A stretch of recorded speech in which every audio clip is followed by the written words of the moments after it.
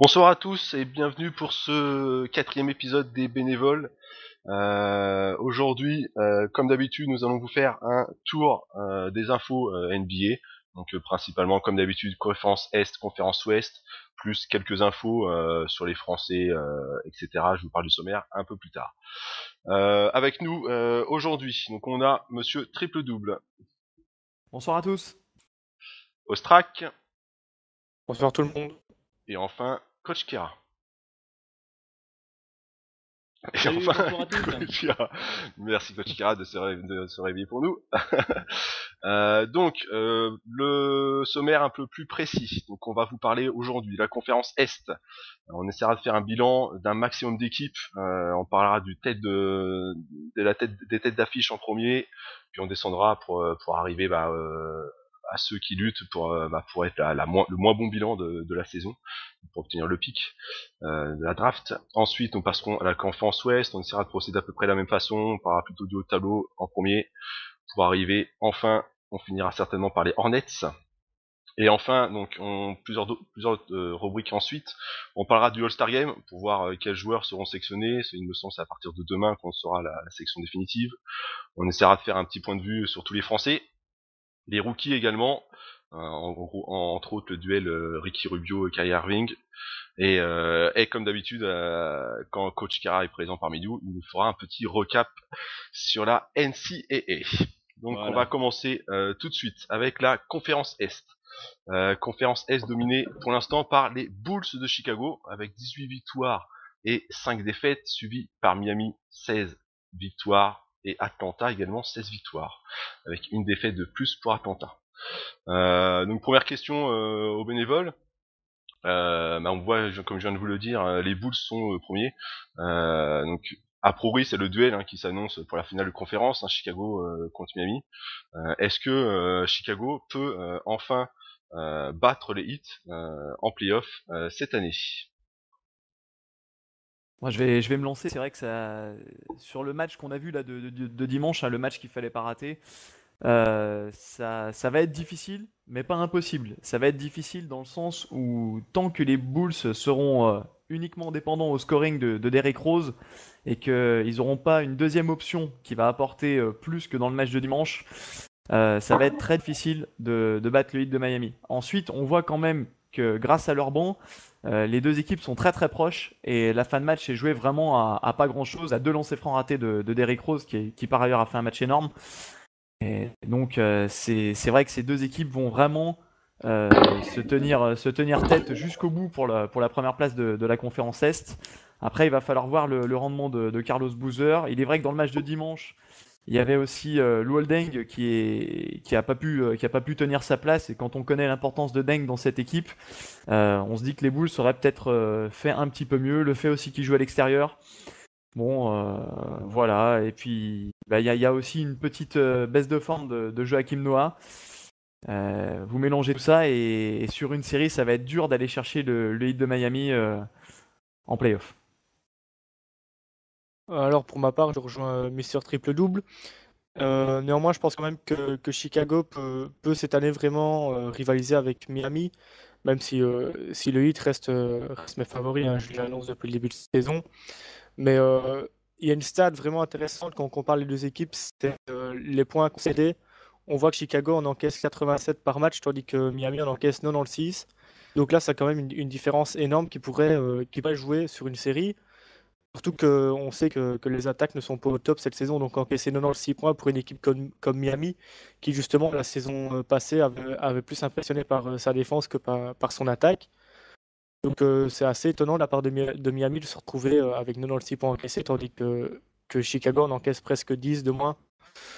Donc à ce niveau-là, je crois qu'en défense, Thibodeau a bien mis sa griffe et je crois que cette année, ça pourrait peut-être faire la différence sur une série contre Miami. En tout cas, ce serait un duel très intéressant et vraiment serré. Voilà, bah écoutez, de mon côté, je pense que sur une série de playoffs, Chicago n'a pratiquement aucune chance de battre Miami. Derrick Rose, voilà, porte les boules sur ses épaules. Il suffit qu'il ne soit pas au top pendant les 48 minutes Et les Bulls à ce moment-là, je pense, n'auront absolument aucune chance de battre Miami avec LeBron James, Dwayne Wade, Chris Bosh ainsi que tous leurs joueurs de complément qui, contrairement à l'année dernière, apportent vraiment beaucoup. Des joueurs comme Mario Chalmers, Norris Cole, Shane Battier, enfin vraiment des joueurs de complément qui sont très présents. Aslem aussi. Aslem, bien sûr, voilà, Aslem qui maintenant apporte beaucoup en sortie de banc. Donc sur une série de playoffs, je vois vraiment pas comment les Bulls pourraient battre Miami 4 fois, même en 7 matchs. On y reviendra plus tard, mais on pourra se poser la question aussi, est-ce que quelqu'un peut battre Miami sur une série? On y reviendra quand on parlera certainement d'Oklahoma. Donc ça, on a vu la tête de la conférence Est, Chicago-Miami. Juste derrière, on trouve Atlanta, nos 16 victoires, 6 défaites, dont on va pas beaucoup parler pour l'instant, surtout qu'on y reviendra plus tard. Et juste derrière se place une équipe plutôt surprise, personne n'aurait placé là, je pense, en début d'année. Philadelphie, les Sixers, qui sont à un bilan de 15 victoires pour 6 défaites. Alors, à votre avis, est-ce que Philadelphie peut continuer sur ce rythme, ou bien ils vont forcément avoir un coup de mou pendant la saison? Ça va être difficile à prévoir, hein. Philadelphie, ce qui tient cette équipe, c'est son collectif et surtout sa défense. Puisque ça fait partie des meilleures défenses de la ligue. J'ai pas la stat en tête. C'est la meilleure défense. C'est la meilleure défense voilà, de la ligue. Donc ça va les tenir au moins, à mon avis, dans le top 4-5. Ils descendront pas plus bas. Là où j'ai peur pour les Sixers, ça va être au niveau des playoffs. Dans une première série ou dans un premier tour où ça va pas forcément être facile pour eux. Déjà, l'expérience des joueurs, c'est une jeune équipe avec Drew Holiday, on a Lou Williams, il y a quelques vétérans, mais c'est quand même une jeune équipe dans l'ensemble. Il y a Tadeusz Young aussi, donc une équipe avec un gros banc, puisque il y a quand même plus de 7 joueurs qui inscrivent plus de 10 points par match dans cette équipe, qui est quand même une stat assez intéressante. Le danger vient un petit peu de partout, mais on a bien vu que sur une série de playoffs, il va falloir avoir le go-to guy, celui qui va vous amener plus haut. Et Philadelphie n'a pas ce joueur-là, n'a pas ce scoreur qui va prendre une fin de match à son compte, comme on appelle ça un closer, vraiment type Kobe, type Carmelo Anthony. Il leur manque ça, et ça va être préjudiciable à mon avis pour les playoffs. Sur la saison régulière, ça peut tenir encore dans le top 5 grâce à leur défense. Voilà. Je partage un petit peu l'avis de Mister Triple Double à ce sujet, surtout au niveau des playoffs. Sur la saison régulière, écoutez, déjà lors du précédent numéro, on annonçait plus ou moins la chute prochaine de Philadelphie, pensant qu'ils ne pourraient pas tenir le rythme. On voit que pour l'instant, ils tiennent toujours aussi bien au niveau des victoires que de leur qualité de jeu. Voilà, ils sont toujours à plus 11 en termes de différence attaque-défense. Donc toujours les premiers dans la ligue à ce niveau-là. Voilà, donc jusqu'à quand est-ce que ce rythme peut-il durer pour les Sixers? Je pense que s'il continue comme ça peut durer jusqu'à la fin de saison. En tout cas, les playoffs maintenant semblent être une évidence pour Iguodala et ses coéquipiers. Maintenant, les voir aller plus loin en playoffs, ça reste une autre histoire, et à ce niveau-là, j'attends de voir ce qu'ils peuvent faire. Ça dépendra également de l'adversaire. Mais je suis un peu moins confiant pour la post-season au sujet des Sixers. Ouais, effectivement, je rejoins les deux autres pour ce qu'ils ont dit au niveau des playoffs. Ce sera un petit peu difficile, mais il y a quand même une stat qui est assez hallucinante du côté de Philadelphie, c'est qu'ils ont 7 joueurs au-dessus de 10 points. Donc j'ai pas la comparaison par rapport aux autres équipes. Je l'ai dit, je l'ai dit. Mais je crois que ça doit être la stat, ça doit être le nombre de joueurs. Il y a le plus de joueurs à 10 points dans une équipe dans la ligue, quoi. Et après, on a encore Jody Mix qui suit avec 9 points derrière. Donc c'est vraiment en collectif vraiment très très impressionnant. Et on a aussi Lou Williams en sortie de banc, qui est le meilleur scoreur. Il sort de banc, il a 15 points.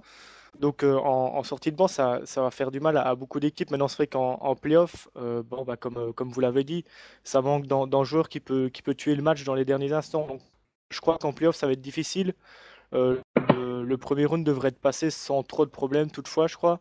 Mais une fois qu'ils vont tomber sur Miami ou sur Chicago, puisque ce sera l'affrontement certainement en demi-finale de conférence, ça deviendra plus compliqué, ça c'est certain. Mais c'est même pas sûr qu'ils puissent passer par exemple contre une équipe comme Boston qui a énormément d'expérience dans la post-season, dans les playoffs. Moi, j'attends de voir une série Boston-Philadelphie au premier tour, par exemple. Je suis pas persuadé que les Sixers passent le premier tour, hein.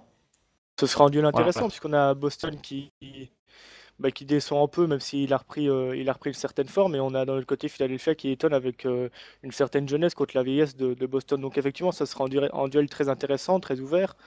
Mais voilà, faudrait voir les formes des deux équipes en fin de saison pour pouvoir juger. Je crois que c'est encore un petit peu tôt Oui.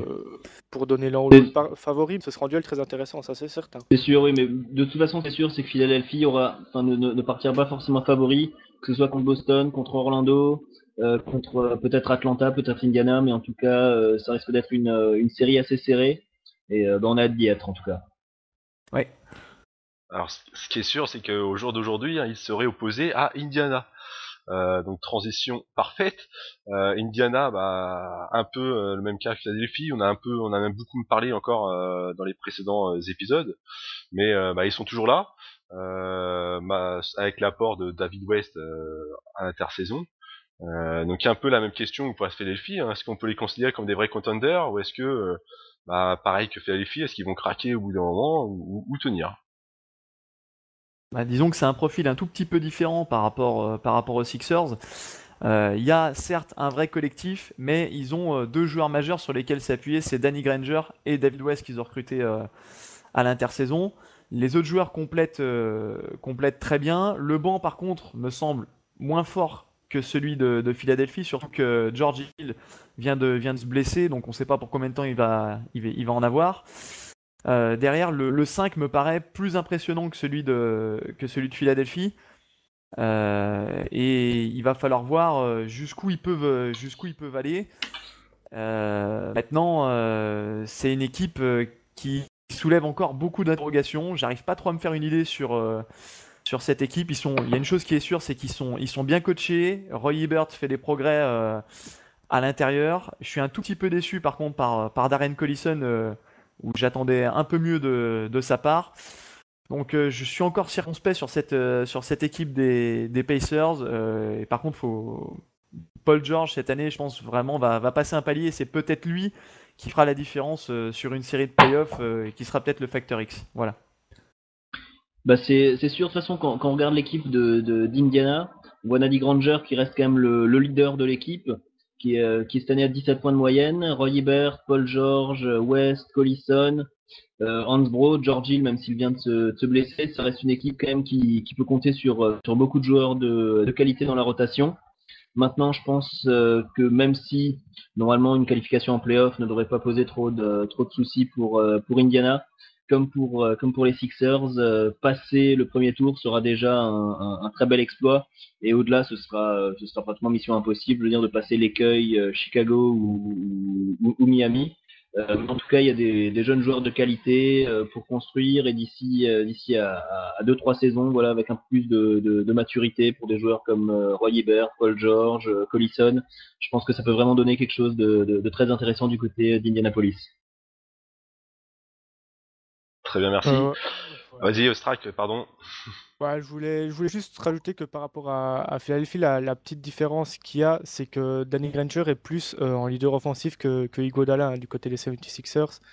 Et je crois que ça ouais. pourrait jouer aussi, hein, dans un duel entre les deux équipes. On pourrait avoir Danny Granger qui peut prendre ses responsabilités offensives dans les dernières minutes d'un match serré, tandis que c'est vrai que, comme on l'a dit, hein, du côté de Philadelphie, il n'y a pas vraiment de joueur capable de sortir, de sortir de l'ombre et d'aller claquer 5-6 points dans la dernière minute pour faire gagner son équipe, tandis que Danny Granger est plus ce type de joueur qui est capable de mener son équipe vers la victoire. Le seul qui a ce profil. Le seul qui a ce profil-là côté Sixers qui pourrait clore un match sur un petit coup de folie, c'est Lou Williams. Après, lui, il a vraiment ces caractéristiques-là. Les autres, c'est pas vraiment l'ADN de l'équipe. Oui, c'est sûr. Indiana, un joueur comme Granger peut facilement prendre feu et marquer 40 points dans un match de playoff s'il le faut. David West, même si cette année, bon, au niveau de ses statistiques, il est largement en dessous de ses moyennes en carrière, peut également élever son niveau de jeu. Donc je pense que pour les playoffs, j'aurais plus confiance en Indiana qu'en Philadelphie. Maintenant, ça va rester quand même difficile d'aller loin cette saison. Et surtout, tout dépendra des duels, je pense. Genre, évidemment, genre Indiana paraît plus armé à défendre contre Howard, alors que Philadelphie sont peut-être un peu plus faibles. Donc ça, on pourra en reparler certainement dans les prochains épisodes quand on aura peut-être un classement un peu plus précis, car pour l'instant, ça se joue à 1 ou 2 victoires. Exactement. C'est clair. Et donc derrière Indiana, on retrouve Orlando que je viens de parler. Donc on va pas en parler cette semaine, bien qu'on pourra en dire 2 mots plus tard au bout du sommaire. On va directement passer à Boston qui se retrouve 7ème de cette conférence avec un bilan neutre de 10 victoires pour 10 défaites. Donc la question va être très courte et très simple. Est-ce l'année de trop côté Boston ? L'année de trop, je sais pas, parce que on a eu en cas un peu similaire à l'Ouest avec Dallas, qui a très mal commencé la saison et qui reprend un peu des couleurs, puisque maintenant ils affichent un bilan positif. Et Boston a eu un peu du mal à démarrer, ils ont notamment enchaîné 5 défaites consécutives. Et là, on a Paul Pierce qui est en train de prendre l'équipe à bout de bras pour pallier la blessure de Rajon Rondo. Et d'ailleurs, depuis que Rondo est blessé, les Celtics sont à 5 victoires pour 2 défaites.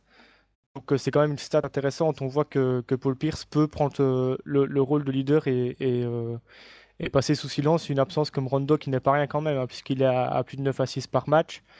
Et donc voilà, pour moi, les Celtics, l'année de trop, je ne sais pas. Certainement pas. Les playoffs, ils y seront, c'est quasiment une certitude. Maintenant, j'en attends pas grand-chose cette saison, hein, tout au plus passer le premier tour en fonction de la place qu'ils occuperont en fin de saison régulière. Mais voilà, ça reste une belle équipe avec de bons joueurs qui pourraient ennuyer, pourquoi pas Miami ou Chicago, mais de là à les battre, ça restera très très compliqué, hein, voire impossible même. Après, bon, ce qu'il faut, c'est aussi considérer quels étaient leurs objectifs en début de saison. Est-ce qu'on peut vraiment dire que Boston, avec son effectif, jouait le titre cette année, ou une qualification en playoff était-elle l'objectif? Si tel est le cas, je pense que oui, ils l'atteindront. Mais l'équipe, en l'état, même s'il y a toujours le Big Three, Garnett, Allen et surtout Paul Pierce, qui depuis la blessure de Rondo, comme l'a dit Ostrak, et cartonne du feu de Dieu. Mais quand on regarde au-delà de ces joueurs, franchement, c'est le néant absolu. Contrairement aux autres années où il y avait des Marquis Daniel, des Tony Allen, des Glenn Davis, des role-players qui s'intégraient parfaitement dans une équipe capable de gagner le titre. Cette année, on se retrouve avec des joueurs comme Avery Bradley, enfin des joueurs qui sont quand même beaucoup plus faibles, Sacha Pavlovic. Bon, il y a Michael Pietrus qui est venu un peu renforcer l'effectif, mais au niveau, comment dire, des role-players, des seconds couteaux, je pense que c'est ce qui va un peu pêcher du côté des Celtics, surtout qu'avec la blessure de Jeff Green, qui était censé être l'une des pierres angulaires de l'équipe derrière les stars, ça fait quand même un joueur de marque en moins. Donc cette année, je pense que les playoffs, ça va être possible. Avec leur expérience, peut-être essayer de réaliser un upset, mais s'ils tombent contre Miami ou Chicago au premier tour, ça risque d'être difficile. Contre une équipe comme Philadelphie, Indiana, voire même peut-être Atlanta, j'y croirais quand même beaucoup plus pour un upset au premier tour, mais je pense qu'il faut être réaliste pour Boston, et cette année, ça risque d'être difficile vraiment de viser autre chose qu'un deuxième tour en playoff. Bon, je vous rejoins sur vos analyses. Après, c'est vrai que coach, je te trouve un petit peu dur sur les role-players de Boston. Moi, je pense à Brandon Bass, à Pietrus. Bon, c'est pas vilain non plus, hein. Après, c'est vrai que derrière, quand on va chercher plus loin dans la rotation, les Avery Bradley, les Pavlovic, etc. Bon, là, c'est clair que c'est beaucoup plus faible. Même si Marquis Daniels, à ma connaissance, n'est pas blessé, il joue là cette année, hein. Il joue, c'est peut-être lui aussi qui peut-être que lui aussi ouais, il a un peu baissé de pied, hein. C'est vrai que c'est plus le joueur qu'on a connu du côté de Dallas, ou même ou de première époque à Boston. Je pense que depuis sa blessure l'année passée, c'est un peu plus dur pour lui. Après, je te rejoins complètement sur le fait qu'ils peuvent réaliser un upset au premier tour, qu'ils peuvent se qualifier de par leur expérience. Il va falloir réintégrer Rajon Rondo quand il va revenir. Bon, c'est sûr que l'année de trop pour le titre, oui, c'est l'année de trop. Ça paraît évident que cette équipe tout doucement va faire son crépuscule. Par contre, oui, pour les playoffs, je pense que ça pourra passer. Et puis, comme on dit, il y a une ambiance particulière à Boston sur une série de playoffs. Il y a le public et tout derrière. ça peut vraiment jouer en leur faveur. Après, il est pas non plus dit que l'équipe reste intacte d'ici à la fin de saison. Il y a quand même beaucoup de rumeurs qui entourent un peu tous les joueurs de Boston. Donc, on va voir peut-être qu'au moment de la trade deadline, on aura quelques surprises. Mais en tout cas, en l'état, oui, c'est sûr que viser loin, ça risque quand même d'être difficile pour les Celtics. Justement, en parlant de transfert, je crois que Boston devrait s'activer à ce niveau-là, notamment parce que c'est quand même la pire équipe au rebond de la ligue, hein. À leur rebond, gagner des matchs en ne prenant pas beaucoup de rebonds, c'est quelque chose qui est très difficile puisque bah voilà, le rebond mène forcément à des secondes chances au niveau des points ou peut-être même à des transitions quand on prend des rebonds défensifs.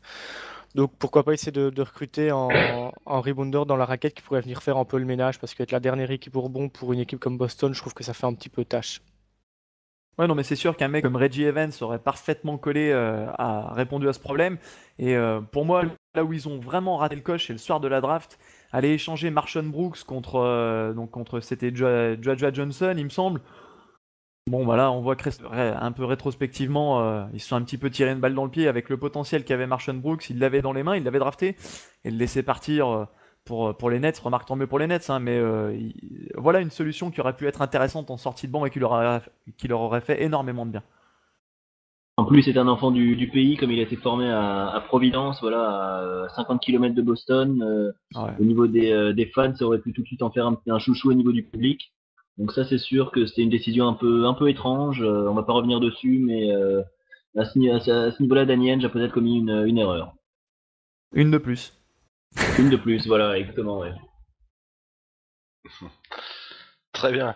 On va passer à une équipe tout autant historique, les Knicks. Les Knicks de New York qui, pour l'instant, sont loin d'être playoffables.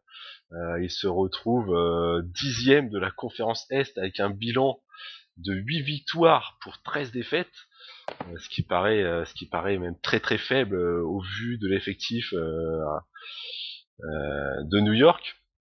Est-ce que vous pensez qu'ils ont encore une chance de se qualifier pour les playoffs, en sachant que devant eux, ils ont encore Cleveland, qui sont au même bilan avec une défaite de moins, et Milwaukee, qui ont une victoire de plus. Alors New York peut-il se qualifier en playoffs? Personnellement, plus le temps passe et plus j'ai mes des doutes pour New York, hein, parce que bon, on est quand même au tiers de la saison. Et le fait de se retrouver 10e de la conférence maintenant, c'est quand même étrange vu la qualité de l'effectif qu'ils ont. Je dis pas qu'ils sont outsiders pour le titre ou quoi que ce soit, mais les playoffs, ça doit être quand même le grand minimum qu'ils doivent se fixer comme objectif. Et derrière une équipe comme Cleveland, c'est quand même ça fait peur, hein, parce que bon, quand on a en duo comme Anthony et Stoudemire, ça peut pas arriver, alors qu'à Cleveland, on a juste un gars en rookie comme Irving qui mène l'équipe, quoi. Donc voilà, la solution, ça fait des semaines qu'on le dit, mais changer de coach, tout simplement, parce que je crois que D'Antoni ne tire pas le plein potentiel offensif de cette équipe.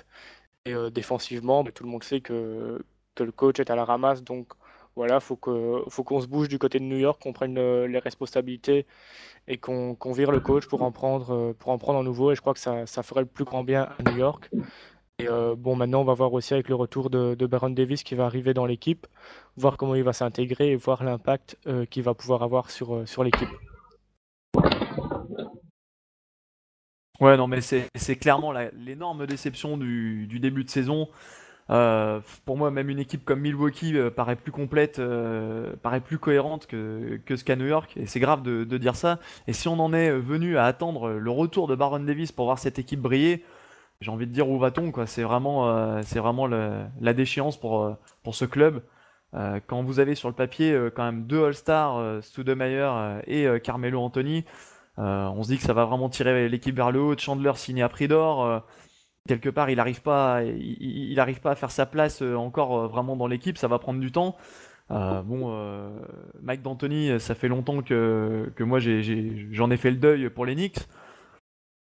Il faut un électrochoc, il faut faire quelque chose. Et j'ai l'impression que Carmelo en fait bouffe quasiment tous les ballons en attaque, tout le jeu offensif. Et du coup, ça pèse sur Stoudemire, ça pèse en plus sur le moral d'Amar'e Stoudemire, parce que clairement, il joue pas au niveau qui était le sien. Souvenez-vous du Amar'e Stoudemire du début de saison passée. c'était quand même quelqu'un qui tirait vraiment l'équipe vers le haut. Quand il y avait Raymond Felton, quand il y avait Gallinari, l'équipe était beaucoup plus équilibrée. On avait Fields qui explosait. Là, cette année, Landry Fields, bah, c'est pareil, c'est plus que l'ombre du joueur, du style qu'il avait été lors de la draft passée. Et voilà, c'est triste, c'est triste de les voir évoluer.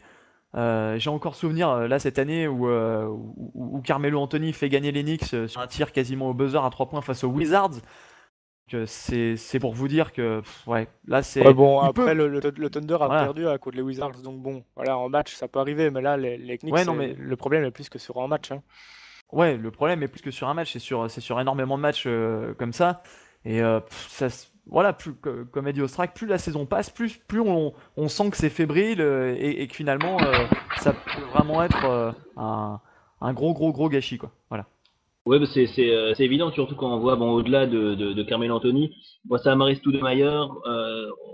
On donne chaque année un award pour le joueur ayant le plus progressé. Si cette année, il en faudrait un pour le joueur ayant le plus régressé, je pense que Amaris Stoudemire, avec 17 points de moyenne à 42% au tir, ça reste quand même vraiment très faible pour un joueur de son calibre. Après ça, bon, Tyson Chandler, mais les Knicks, faut pas oublier qu'ils ont quand même récupéré un des styles de la draft, Iman Shumpert, qui fait une bonne saison. Oui, Il y a quand même du potentiel dans heureusement. cette équipe et c'est incroyable qu'ils n'arrivent pas à enchaîner quelques victoires quand même avec des joueurs de cette qualité. Landry Fields qui était excellent l'année dernière, cette année un peu plus de difficultés, mais bon, je pense pas qu'il ait oublié de jouer au basket pendant le lockout. Voilà, donc si on en est à faire jouer Steve Novak du côté des Knicks pour espérer gagner des matchs, c'est quand même que la situation est grave. Maintenant, bon, comme dit, un changement de coach, à mon avis, devrait arriver prochainement. Voilà, Mike D'Antoni a encore été confirmé. Mais bon, je pense que si ça continue sur ce rythme-là, avec des semaines à 3 défaites pour une victoire, ça risque de pas durer pendant encore très longtemps.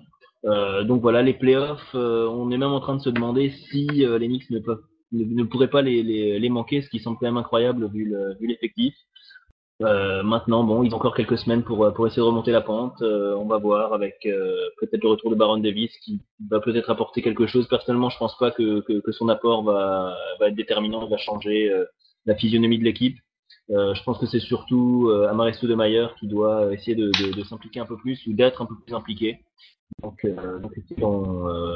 on verra ce que les prochaines semaines nous réservent pour les Knicks.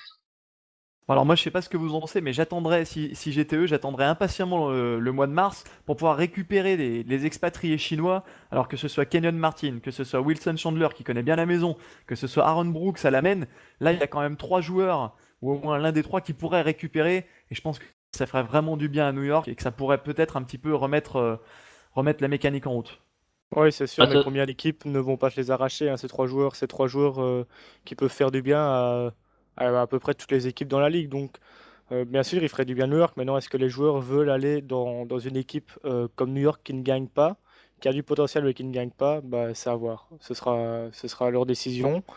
Mais c'est sûr que des joueurs comme Martin, par exemple, pourraient faire du bien à New York, en Détroit, comme tu as dit.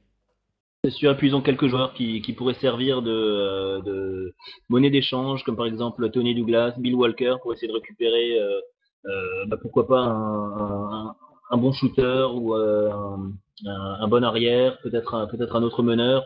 Donc il y a quand même quelques options du côté des Knicks. Ce serait quand même absolument fabuleux qu'ils n'arrivent pas à remonter la pente d'ici la fin de saison.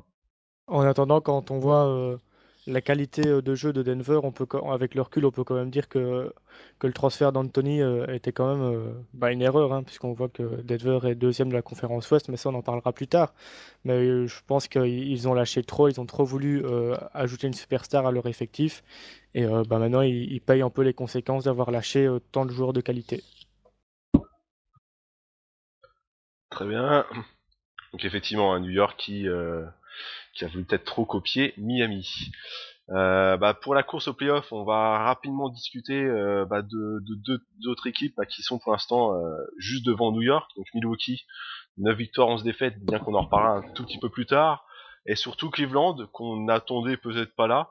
Cleveland en reconstruction autour de leur meneur Kyrie Irving, qui se retrouve pour l'instant 9ème avec 8 victoires et 12 défaites. Donc assez rapidement, est-ce que vous pensez qu'ils sont capables de se qualifier en playoff?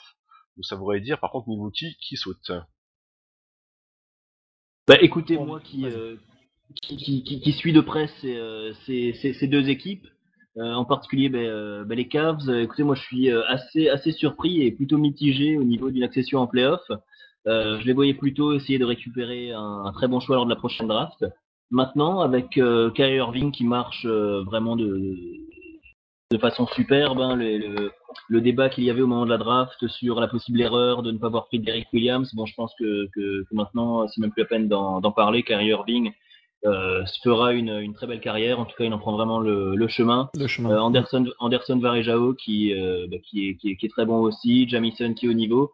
Donc Cleveland a un effectif encore assez expérimenté avec des joueurs qui étaient déjà là lors de la grande époque des années LeBron. Daniel Gibson par exemple, Anthony Parker. Une place en playoff, bah écoutez, c'est possible à mon avis. De toute façon, la place en playoff, la 8e place à l'Est se jouera aux alentours des 40% de victoire. Hein, faut pas Ouais, attendre dû à beaucoup la... plus. Donc ouais. il y a quand même plusieurs équipes encore qui aujourd'hui peuvent y prétendre. Bah écoutez, moi je suis tenté d'y croire. Tout dépendra bien évidemment du niveau de jeu, du rendement de Kyrie Irving qui pour l'instant porte l'équipe sur ses épaules. Voilà, au sujet de Milwaukee, bah, l'absence de Bogut va faire beaucoup de mal. Par contre, pour l'instant, et j'en dirai encore un mot plus tard, il y a un joueur qui cette saison, je trouve, a vraiment franchi un palier, c'est Brandon Jennings, qui, à la façon d'Irving, porte l'équipe sur ses épaules. Voilà, dans sa 3e saison, il a vraiment progressé, il est devenu plus mûr dans son jeu. Et en tout cas, moi personnellement, je pense que Milwaukee a probablement plus de chances que Cleveland de se qualifier. Drew Gooden, pour l'instant, remplace parfaitement Bogut au poste de pivot. Donc ça reste à voir. Je veux dire, voilà, Milwaukee, Cleveland, New York, voire peut-être d'autres équipes. La course reste encore très serrée. On est encore assez tôt dans la saison. Donc en tout cas, ça risque de rester ouvert pendant très longtemps, vu le peu de victoires nécessaires pour se qualifier en playoff à l'Est. Ouais, les Cavs, hein, c'est clairement la surprise pour le moment. On les attendait pas à ce niveau. Ensuite, ils vont avoir une semaine et un enchaînement de matchs assez compliqué. Personnellement, je les vois pas en playoff. Milwaukee, pour moi, paraît beaucoup plus solide, malgré le problème qu'ils ont avec Stephen Jackson en ce moment. Mais bon, ça va peut-être rentrer dans l'ordre. Maintenant, les Cavs, ce qui est surprenant, c'est que c'est un mélange. C'est une équipe un peu expérimentale. On a à la fois donc les deux rookies, Irving, Tristan Thompson. On a Omri Caspi qui fait sa première vraie saison. On a Semi Harden qui avait été transféré l'année passée, qui apporte un petit peu à l'intérieur. Et puis on a, comme tu as dit, coach, les joueurs des années Librand avec Varejao, qui est un emmerdeur pas possible sur un terrain et que personne veut jouer. Il vaut mieux l'avoir dans son équipe que contre. Anton Jamison, bien sûr, qui apporte du scoring. Voilà, et Daniel Gibson, voilà, ça fait un mélange qui est un petit peu déséquilibré sur le papier. Puis bah, Coach Scott arrive à mixer tout ça et bah, pour le moment, il s'en tire pas trop mal. Voilà. En sachant que Coach Carr, je me permets de poser une petite question, est-ce qu'ils n'ont pas fait par contre une erreur, les Cavaliers, au niveau de la draft de Tristan Thompson, qui pour Non, moi l'instant n'a pas un rendement exceptionnel, on va dire. pour l'instant, il est jeune, il a fait de bonnes rentrées, il a un temps de jeu qui est assez faible pour l'instant, mais il ne faut pas oublier que le secteur intérieur avec Varejao, Jamison reste pour l'instant encore la force la force des Cavs. Donc je pense que Thompson, voilà, il a pas le talent d'Irving, mais je pense qu'avec un peu de temps, il pourra devenir un bon joueur. Est-ce que c'est le 4 du futur pour les Cavs? Je pense que c'est encore un peu tôt pour le dire. Mais en tout cas, il fera partie du futur de la franchise. Voilà, donc bah, pour une année, comme l'a souligné MTD, Mister Triple Double, une année de transition, voilà, avec encore des éléments des anciennes gloires de Cleveland, voilà, des anciennes belles années, plus des jeunes qui débarquent. Donc ça fait un mélange un peu improbable, mais pour l'instant ça marche de façon assez surprenante. Donc voilà, est-ce que les Cavs vont tenir le rythme? Est-ce qu'ils vont s'effondrer? Faut pas oublier que l'année dernière, ils avaient également très bien commencé la saison, étant, je crois, playoffable après 3 ou 4 semaines avant de subir la fameuse série de défaites de 25 matchs consécutifs. Voilà, donc bah écoutez, on verra comment ça va évoluer, mais en tout cas, je pense que Kyrie Irving, on en dira un mot tout à l'heure quand on parlera des rookies. Pour l'instant, on montre qu'il est vraiment qu'il méritait sa place de numéro 1 lors de la draft. Très bien, merci. Donc on va finir cette conférence Est en parlant du bas de tableau quand même rapidement. On va essayer de faire ça assez rapidement. Derrière, on retrouve un New Jersey Toronto qui au final s'en sort pas si mal que ça, on va dire, vu leur effectif, 7 victoires, 15 défaites. Et donc derrière, on Les a blessures trois surtout, équipes ouais. qui vont se battre pour le tour de draft. Hein. On a Washington avec On 4 a, victoires, 17 défaites. Détroit, 4 victoires, 19 défaites. Et enfin Charlotte, 3 victoires pour 19 défaites. Et qui sont sur une série de 9 défaites consécutives. Donc on va essayer de faire ça très rapidement. D'après vous, qui sera le dernier de cette conférence à la fin de la saison? Pour moi, les Bobcats. Washington, avec le changement de coach, ça va lancer un élan. Ils vont revenir un petit peu. Ils ont du talent quand même. Détroit, c'est pas très équilibré, mais il y a Greg Monroe qui tient un petit peu l'équipe vers le haut. Ils peuvent s'appuyer sur quelques joueurs vétérans. À mon avis, clairement, Charlotte. Et l'anecdote, c'est le lancer franc de Seganadop. Je ne sais pas si quelqu'un l'a vu là cette semaine, le airball, mais c'est tout Si, simplement, c'était, oui. c'est à ce niveau-là, c'est pathétique quoi. C'est affreux. Voilà. Biombo aurait pas fait pire, je pense. Mais en tout cas, ce qui est sûr, c'est que oui, pour moi, Charlotte sera sans doute également l'équipe qui finira dernière. Voilà pour la simple raison qu'ils viennent juste de recommencer, comment dire, de commencer leur reconstruction avec Kemba Walker et Biombo. À part ça, tous les autres joueurs de l'effectif pratiquement pourraient bouger. Voilà, il y a juste DJ Augustine qui a un peu de potentiel, mais sinon on a des vétérans voilà qui sont plus ou moins sur le déclin et des role players voilà qui joueraient en bout de banc dans la plupart des équipes ou en D-League. Alors que Washington et Détroit, il y a quand même quelques éléments de qualité. Greg Monroe, par exemple, à Détroit, ou alors à Washington, même si bon, il fait une moyenne John Wall, mais il y a quand même des joueurs comme Nick Young Ouais, ouais. qui ont quand même du talent et du potentiel. Donc ils sont un petit chouïa au-dessus de Charlotte au niveau de la reconstruction. Donc voilà, bon à mon avis ça se jouera pas à grand chose. Voilà, ces trois équipes clairement pas le niveau des précédentes. Après ça, bon Toronto, New Jersey, si ils continuent avec leur série de blessures, pourraient bien rejoindre ce groupe malheureusement. Alors que Toronto notamment avait montré de très bonnes choses avec Andrea Bargnani comme leader qui a été impressionnant cette année.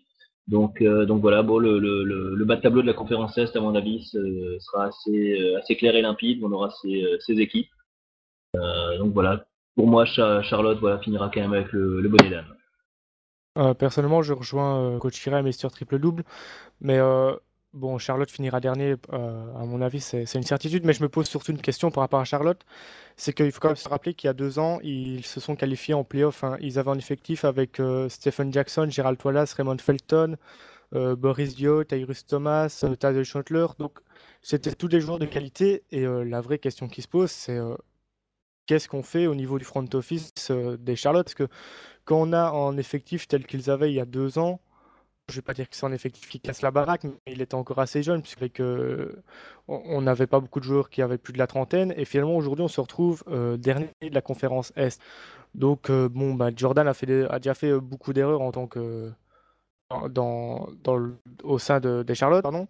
Et j'ai l'impression que les bourdes, ils les accumulent hein, du côté du front office, et ça fait peur parce qu'on ne sait pas trop quelle direction prend la franchise. Et voilà, personnellement, Charlotte, enfin, voilà, moi, ça me fait peur au niveau des années à venir pour le niveau de jeu qu'ils pourraient afficher dans le futur. Bah, c'est Bah, sûr de sens, Michael Jordan l'avait dit après la qualification en playoff, il avait trouvé l'effectif bon mais pas assez bon pour jouer le titre et lui ce qui l'intéresse c'est de jouer le titre. C'est pour ça qu'il a ouais. dynamité un effectif moyen Et- playoffable. Voilà, il préfère jouer le titre dans quelques années plutôt que d'enchaîner les 7-8e places à l'Est. Alors c'est sûr qu'il y avait beaucoup de joueurs de qualité et on ne sait pas où aurait été l'équipe l'année dernière et cette saison. Maintenant c'était sa motivation donc on verra pour l'instant. C'est sûr que le choix est discutable au vu de ce que donne la franchise cette saison. Mais bon, avec peut-être un bon tour de draft l'année prochaine, Anthony Davis pourquoi pas, ou Perry Jones, voilà, ça pourrait bien renforcer les Bobcats. Non, mais exactement, la réponse, il faut pas la chercher plus loin, c'est que Jordan, il joue la gagne, il joue pas pour avoir une équipe en playoff 7, 8, 6e place. Il s'en fout de ça. Lui, ce qu'il veut, c'est monter une grosse équipe qui à terme puisse jouer le titre, puisse rivaliser. Voilà, et pour ça, il sait que ça passe par la draft, ça passe par bien drafter. Bon, pour le moment, j'ai envie de dire qu'il en a un sur deux cette année avec Kemba Walker, parce que Biyombo, vraiment, là, il va avoir du mal à nous faire croire que c'était un bon choix de draft. Maintenant, voilà, la réponse, elle est là, et il va falloir, je les soupçonne même cette année de limite de tanker pour avoir le premier choix, pour avoir le plus de chance à la draft, quoi. Bon, enfin, moi, quand je retrouve avec un joueur comme Gerald Anderson qui est leader offensif avec 15 points, personnellement, ça me fait peur, quoi. Enfin, je sais pas, c'est un mec qui devrait être quatrième ou cinquième option offensive. Et franchement, bon, bah, ok, il y a les tours de draft. Maintenant, si c'est pour retrouver Charlotte comme possible candidat au titre dans 10 ans, oui, bah, c'est sûr, c'est un choix. Mais bon, voilà, moi, je préférais de loin l'équipe d'il y a 2 ans. Et je pense qu'il y avait moyen de construire quelque chose autour de ça. Maintenant, bon, bah, Jordan a pris une autre décision qui lui appartient. Et on verra ce que ça donne dans les années futures. Mais j'ai quand même vraiment peur pour cette équipe dans les futures années, personnellement. Très bien, merci. Ça va nous terminer cette conférence Est, pour laquelle on aura passé quand même un certain temps. On va donc passer à la conférence Ouest. Du coup, on va essayer d'aller un peu plus rapide. Donc, je vous demanderai aussi d'être un peu plus concis sur vos réponses, nos auditeurs de Basket Evolution ne passent pas non plus 3 heures à écouter notre émission. Donc, on va essayer de faire ça un peu plus rapide du coup, conférence Ouest. Donc, vous inquiétez pas. Du coup, pour le prochain bénévole, on essaiera de passer plus de temps sur cette conférence, vu que ça fait plusieurs fois qu'on passe plus de temps, je pense, sur la conférence Est. Donc conférence Ouest dominée par Oklahoma City. Et d'ailleurs Oklahoma City qui a pour l'instant le meilleur bilan de la ligue avec 16 victoires et 4 défaites. Donc on va commencer par eux. Donc rapidement, est-ce que vous pensez qu'ils resteront jusqu'à la fin de la saison le meilleur bilan de la ligue? Pour Le ma meilleur part, je bid. crois que ça va jouer à peu de choses avec Chicago, hein, parce que Chicago et Miami aussi d'ailleurs me paraissent d'un niveau plus ou moins équivalent à Oklahoma City. Mais pour avoir regardé le match contre les Clippers qu'Oklahoma a perdu, le facteur X, ça va rester James Harden, hein. James Harden en sortie de banc, c'est 16 points. C'est le meilleur scoring en sortie de banc, juste devant Lou Williams de Philadelphia. Et James Harden, quand il fait un mauvais match, bah, Oklahoma City n'est pas à son niveau. Donc Ouais. sur la saison, ça posera pas de problème. Ils vont peut-être perdre 2-3 matchs à cause de ça. Maintenant, la vraie question, ce sera surtout de voir son niveau en playoff. Parce que je crois que c'est lui qui va pouvoir amener l'équipe jusqu'aux portes de la finale. Et donc voilà, plus qu'en Kevin Durant, dont on sait qu'il sera assez consistant sur toute la saison, je me pose des questions sur James Harden et sur l'impact qu'il peut avoir sur une série de playoffs. Voilà. Pour ma part, je vais enchaîner en parlant un petit peu de Westbrook. Westbrook, on l'avait beaucoup critiqué pour sa gestion des ballons l'année passée. Alors, il aime toujours autant scorer, il en a les capacités athlétiques, il a un jump shoot qui est plutôt pas mal. Maintenant, c'est vrai que Westbrook, là, il vient d'exploser là sur la semaine. Il vient d'être élu joueur de la semaine pour la conférence Ouest. Je pense que l'obtention de son nouveau contrat lui a libéré l'esprit aussi. Donc, il va faire très très mal toute la saison. Le problème d'Oklahoma City, c'est que justement, Durant et Westbrook vont attirer quasiment tous les ballons d'attaque. Et si James Harden fait un match moyen ou un mauvais match, ils vont peut-être passer à côté, perdre des matchs. Et il va falloir qu'il y ait quelqu'un du banc qui apporte un petit peu de scoring, parce que c'est pas avec la paire intérieure qu'ils ont. Ibaka, Kendrick Perkins, ça va marquer et finalement assez peu de points. Ça va très bien défendre, mais marquer assez peu de points. Du coup, sans présence intérieure pour pouvoir mettre des points, c'est quand même un point faible. Et on l'a vu face aux Clippers avec Blake Griffin qui s'est un petit peu fait plaisir avec les intérieurs d'Oklahoma.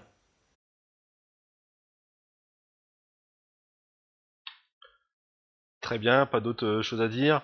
Donc on va passer, parce qu'on peut pas parler quand même de la conférence Ouest sans parler des Clippers, qui sont un petit peu l'attraction, la NBA, on va dire, cette saison quand même, avec encore un gros dunk de Blake Griffin cette semaine, voire l'un des meilleurs dunks de l'histoire. Hein, certains sont allés jusque là. Donc les Clippers se retrouvent quand même à 12 victoires, 6 défaites, donc deuxième de cette conférence Ouest. Donc bilan plutôt convenable, 3 victoires de suite. À votre avis, est-ce qu'ils vont tenir là? Est-ce que ce classement est surtout dû à l'apport de Chris Paul, ou est-ce que c'est plus un bilan complet de l'équipe, à l'apport de Butler entre autres aussi? Est-ce que c'est vraiment Chris Paul qui a apporté sa patte de winner à cette équipe? J'ai envie de dire un peu des deux, mon cher Raptors. C'est-à-dire que c'est à la fois Chris Paul qui apporte sa patte de winner, sa patte de leader et qui fait progresser cette équipe. Et c'est à la fois l'impact des vétérans que sont Billups et Butler pour encadrer cette équipe qui tire également l'équipe vers le haut parce que eux aussi sont au niveau. Donc c'est un peu des deux. Mais on voit clairement que Chris Paul a mis la patte sur cette équipe et que derrière le jeu devient plus facile, il trouve les intérieurs plus facilement, les ailiers plus facilement, on n'a qu'à voir les shoots ouverts contre Caron Butler, contre Chauncey Billups. Je veux dire, c'est quand même un sacré playmaker et il reste pour moi encore le meilleur meneur de la ligue. Et c'est pas étonnant de voir les Clippers à ce niveau. D'ailleurs, il y a quelques grosses victoires, hein, on l'a dit, contre Oklahoma City. Ils ont battu les Nuggets à Denver, ce qui est jamais chose facile. Il y a quand même quelques belles victoires déjà, hein, dans cette saison. Ils ont battu Miami à domicile également. Attention aux Clippers, la sauce est en train de prendre. Le banc est toujours peut-être un petit peu faible. On a quand même quelqu'un comme Mo Williams qui va apporter du scoring en sortie de banc. On a Reggie Evans qui va faire le sale boulot. Voilà, on a toujours dans le 5 DeAndre Jordan qui va mettre 2-3 contre et qui va dissuader les attaquants adverses. Les Clippers, j'ai envie de dire, peut-être pourquoi pas en finale de conférence, au moins. C'est possible, mais ce qu'il faut pas non plus oublier que pour l'instant, les Clippers n'ont joué que 18 matchs. Ils ont joué 12 matchs à domicile, donc pour l'instant, ils ont eu, contrairement aux autres équipes, un rythme assez tranquille. Maintenant, voilà, on parle beaucoup de Chris Paul, bien sûr, Chauncey Billups. Pour moi, il y a un joueur qui vraiment cette année me surprend chez les Clippers, c'est DeAndre Jordan. Voilà, au moment de la signature de son contrat, je pensais qu'il avait été vraiment surpayé, alors que cette année, il confirme vraiment ce potentiel, rebond, contre, même au niveau du scoring. Je pense qu'il a pris une nouvelle dimension et que les Clippers vont rentabiliser leur investissement sur lui. Donc voilà, les Clippers qui sont au rendez-vous et qui seront sans doute au rendez-vous assez loin dans la saison. Après ça, on verra en playoff si la mayonnaise va pouvoir continuer dans des matchs à gros enjeux et à grosse pression. Voilà, vu que c'est une équipe qui est encore toute jeune, entre les très jeunes Jordan et Griffin, plus les nouveaux venus comme Billups et Paul, même s'ils ont de l'expérience. Donc, il faudra voir si la mayonnaise va pouvoir prendre en playoff.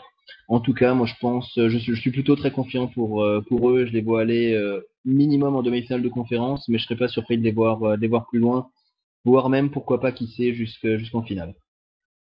Personnellement, la bonne surprise du côté des Clippers, mais on en parle assez peu, c'est Mo Williams. Je l'attendais pas à un tel niveau en sortie de banc. Il apporte quand même 14 points. En gros pourcentage à 3 points, il a 48%. Donc c'est le meilleur pourcentage longue distance de son équipe. Donc voilà, Mo Williams, il est assez impressionnant, je trouve, et il apporte pas mal côté Clippers. Maintenant, l'association Chris Paul Billups fonctionne pas mal aussi. Je m'attendais pas à ça. J'aurais pensé que Chauncey Billups aurait été un peu sur le déclin avec l'âge, et finalement pas du tout. Je trouve qu'il retrouve une seconde jeunesse parce que justement Chris Paul lui apporte beaucoup d'espace pour ses tirs longue distance, et on sait qu'avec Billups, ça pardonne pas. Donc voilà, maintenant finale de conférence, oui, pourquoi pas. Faut voir en fonction des adversaires.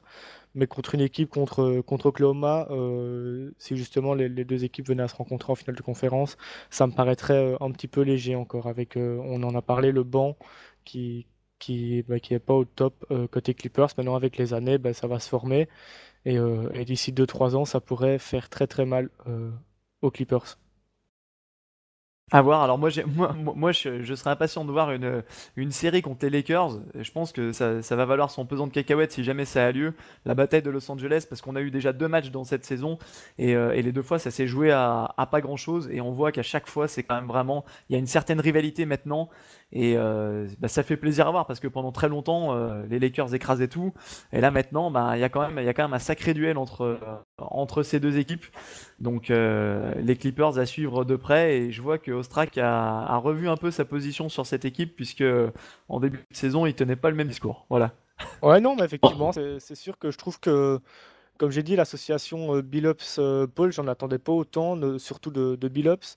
Et Mo Williams, qui est en sortie de banc, fait quand même beaucoup de bien, parce que 14 points en sortie de banc, c'est pas négligeable avec un tel pourcentage.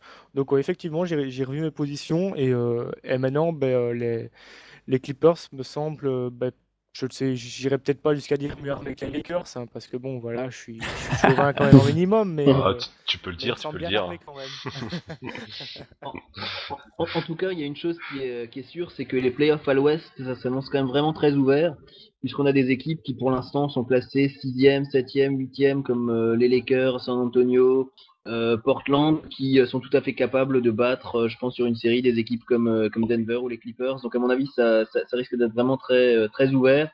Et l'avantage du terrain risque d'être assez important à ce niveau-là, vu que les équipes sont quand même assez proches en termes de niveau. En tout cas, plus qu'à la conférence Est, où il y a vraiment deux équipes qui dominent de la tête et des épaules leur conférence. Donc ça me permet justement de faire le petit lien avec la suite qu'on va parler tout de suite. Denver qui est troisième de la conférence, on va pas trop en parler dans cet épisode-là. On l'a déjà vu un petit peu avec le transfert la dernière fois de Carmelo. Puis on en a un petit peu parlé là quand on a parlé de New York. On va directement essayer de voir les équipes playoffables de cette conférence. Comme tu viens de le dire, Coach Kira, conférence très resserrée. Car rapidement on peut voir que par exemple Denver qui est troisième a 14 victoires, alors que le 9e en a 12. Donc à 2 victoires près, on peut passer de la 9e place à la 3e place de cette conférence.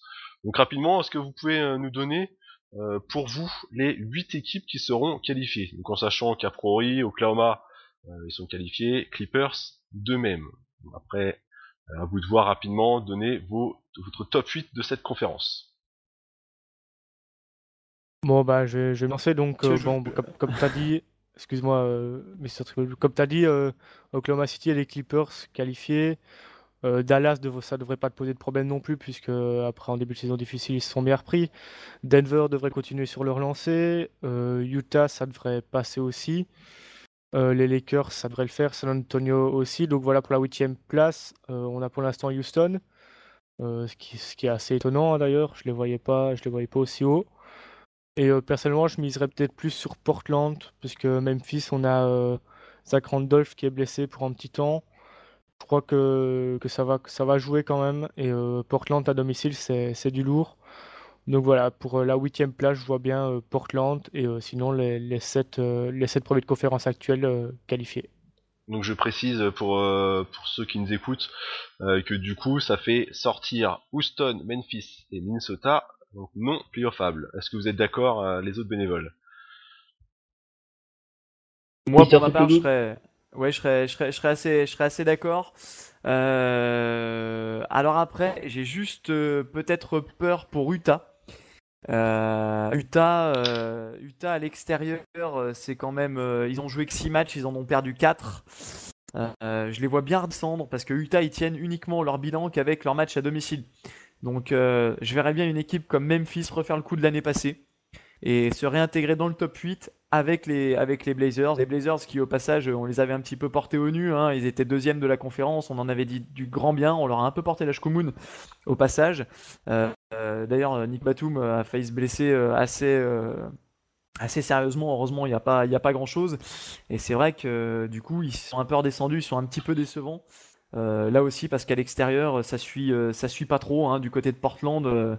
Voilà, Houston, ils seront pas loin, hein. Houston sera pas loin, mais j'ai envie de dire que la grinta des Grizzlies, par exemple sur le match qu'on a vu hier soir face aux Nuggets, peut leur permettre quand même d'arriver au top 8. Donc moi, je ferais sortir Houston et pourquoi pas Utah. pour faire rentrer Portland et Memphis sur le classement actuel. Voilà.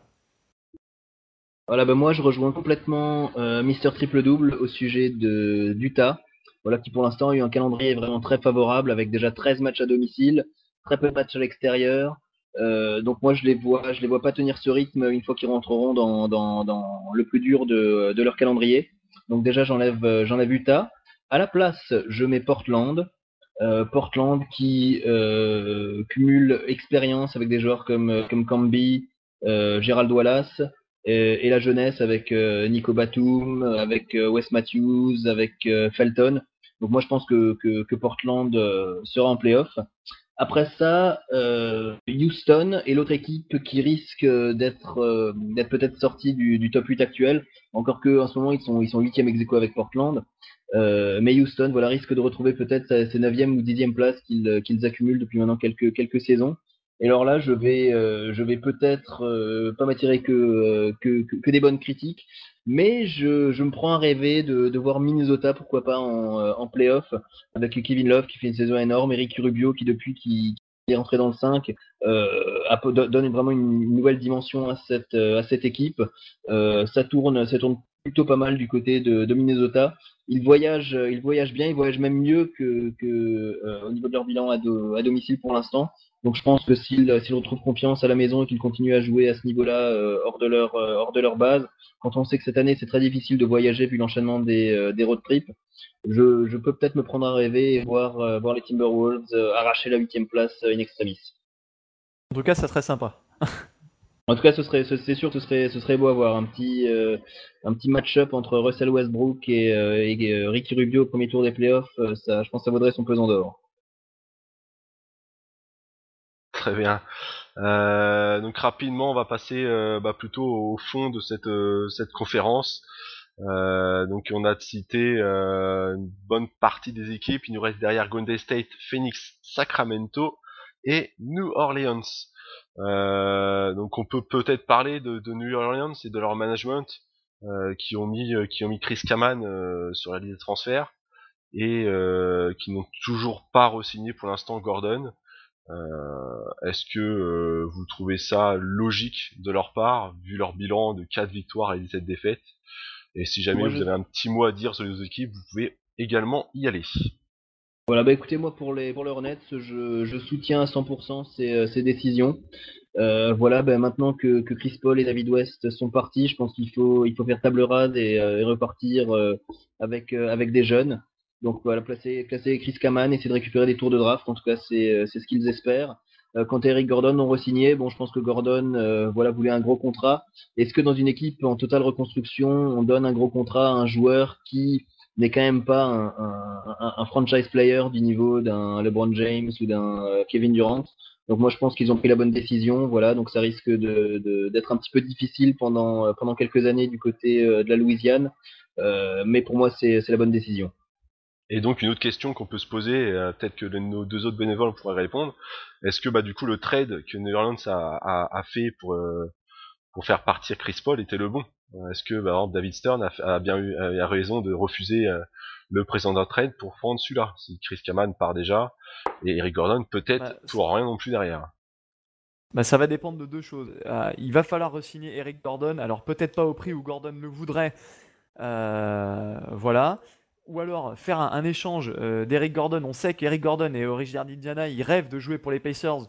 Pourquoi pas un échange, je sais pas, avec un package Danny Granger plus, je sais pas, un autre joueur, Hansbrough par exemple, Danny Granger, Tyler Hansbrough contre peut-être Eric Gordon. Pourquoi pas? Je dis ça, je fabule un peu, hein. Mais en tout cas, il faudra soit trouver une monnaie d'échange pour Eric Gordon, soit le re-signer. Parce que clairement, et puis la deuxième chose, ça va dépendre du pic de Minnesota. Et Minnesota, pour le moment, ils font plutôt une bonne saison. Le pic risque de pas être très très haut. Du coup, l'échange, on se dit, ouais, s'ils laissent Eric Gordon partir sans rien et qu'ils le re-signent pas, s'ils mettent Kayman sur la liste des transferts, s'ils ont un pic moyen et qu'ils se retrouvent avec Al-Farouk Aminou seulement contre Chris Paul, on pourra dire que le trade aura été complètement raté. Bon, on pourra surtout se dire que Stern aurait mieux fait d'accepter le trade des Lakers. Bon, je vais pas m'étaler là-dessus. Bon, c'est sûr qu'ils auraient récupéré Pau-Gasol et Lamar Odom qui sont pas de première jeunesse, mais bon, s'ils perdent Eric Gordon, s'ils Non, perdent non, Chris Kaman, ils auraient pas récupéré Gasol, hein. Ils auraient récupéré Odom et Kevin Martin et Scola, mais oui, Gasol oui, partait aux partait Rockets, hein. à Rockets, ouais, effectivement. Bah, justement, un type comme Martin, c'était aussi un joueur de talent qui est peut-être pas aussi jeune que Gordon, mais qui reste un bon joueur. Alors bon bah voilà, c'est vrai que comme tu l'as dit, bah, au final il risque de se retrouver avec seulement Aminu comme échange, comme monnaie d'échange contre Chris Paul et le tour de draft comme tu l'as signalé qui est de Minnesota qui est pas élevé. Je crois que là on s'est un peu tiré une balle dans le pied côté Hornets et je crois que ça va pendant quelques années on va jouer les tours de draft parce que je vois pas où est-ce qu'ils peuvent aller avec cette équipe et surtout s'ils ne re-signent pas Eric Gordon. Bon, ce qu'il faut se dire, c'est que de toute façon, Chris Paul serait parti. Donc voilà, ils ont essayé de voir quelle était la meilleure stratégie pour reconstruire, que ce soit avec Kevin Martin ou avec Eric Gordon. De toute façon, je pense que la franchise devait repartir sur de nouvelles bases. Et donc voilà, maintenant l'objectif de toute façon, ça va être d'enchaîner les tours de draft pour essayer de reconstruire de cette façon. Voilà, donc je pense que pour les Hornets, en tout cas, ça risque d'être un petit peu difficile. Eric Gordon va-t-il re-signer, ne va-t-il pas signer? Bon, on verra ça. Ça sera peut-être un des feuilletons de la future De l'été? intersaison. Ouais. Voilà, exactement, ouais, mais en tout cas, voilà, pour l'instant, personnellement, je pense que c'est ce qu'il faut faire pour pouvoir repartir sur des bases saines. En tout cas, pour Eman, moi je comprends tout à fait. C'est un pivot qui font jouer comme backup. Il a 14 millions de dollars la saison. À ce prix-là, on peut pas le garder. Il faut le transférer avant la fin de son contrat. Il garde Ah, une ça c'est certaine sûr, cote c'est pour évident, pouvoir. oui. Là, je pense qu'ils ont vraiment bien goupillé là-dessus, quoi, hein. Il y a pas de souci. Ok. Donc on va arrêter là-dessus pour la conférence Waves. Donc on s'excuse encore une fois pour ce temps un peu plus court sur cette conférence. On essaiera d'y remédier dès la prochaine émission. Bien que la prochaine émission sera possible entièrement dédiée au All-Star Game, qui va pas tarder. On comptait parler des sélections justement All-Star Game. On va peut-être pouvoir y passer 2-3 minutes très rapidement. Donc pour l'instant, toujours dans les votes. Je crois qu'il n'y a pas eu de dernière vote sortie dernièrement, mais c'était toujours Dwight Howard devant Kobe Bryant, si je ne dis pas de bêtises, en sachant qu'on aura les résultats de tout ça demain. Ouais, normalement, on Est-ce- n'aura aucune surprise au niveau des Ouais. 5 majeurs pour le All-Star. Voilà, c'est des 5 qui sont somme toute assez logiques. Voilà, de toute façon, chaque année, c'est plus au niveau des remplaçants que, Ouais. que Que les qu'il y a débat, analystes ouais. se délectent voilà, des possibles spéculations. Donc, à ce niveau-là, ben, plusieurs joueurs pourraient mériter leur sélection. Bien entendu, des joueurs comme Lamarcus Aldridge ou Kevin Love devraient hériter d'une place au All-Star Game cette année. Maintenant, il pourrait y avoir de nouvelles têtes. Voilà, on parle pourquoi pas de Kyle Lowry, Tony Parker qui pourrait faire son retour possiblement, des joueurs comme Brandon Jennings par exemple à l'Est. Voilà, vu que les très nombreuses blessures vont de toute façon jouer un rôle majeur au niveau des sélections. Donc, je pense que cette année, ce sera assez ouvert au niveau des backups pour le All-Star Game. Ah oui, je te rejoins complètement, coach, hein. Ça c'est clair. Bon, j'aimerais quand même qu'il y ait une injustice qui soit réparée, c'est qu'il faut au moins que Lamarcus Aldridge ait son spot de All-Star cette année. Il le mérite.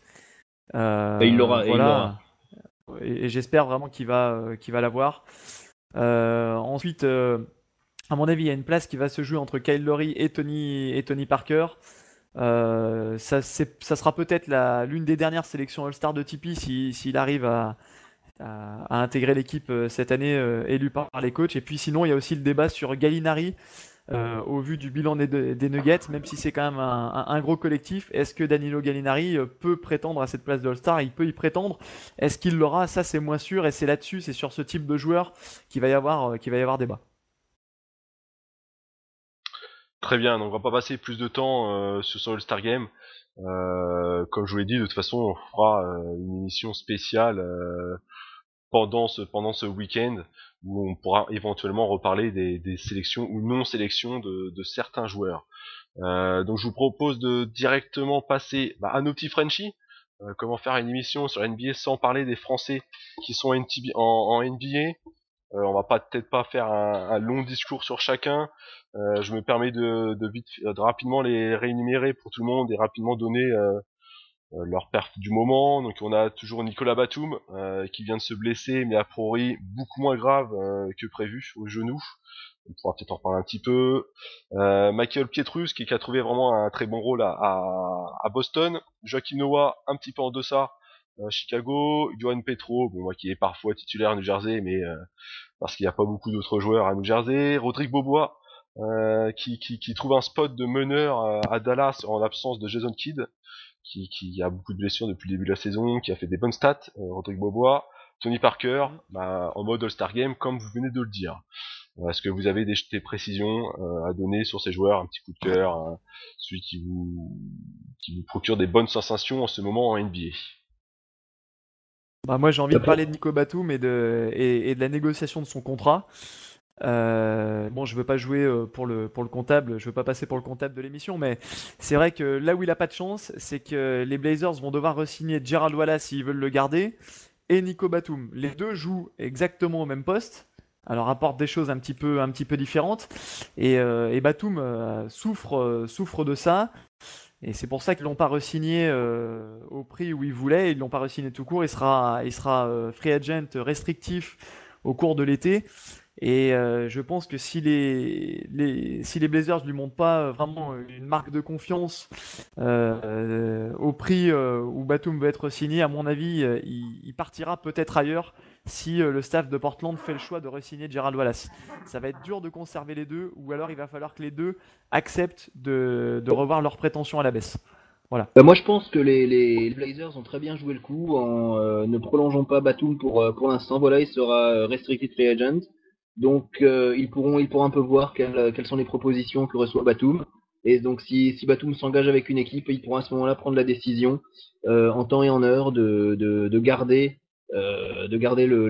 l'ailier français ou de le laisser partir. Donc, je pense qu'au niveau des Blazers, voilà, c'est plutôt bien joué.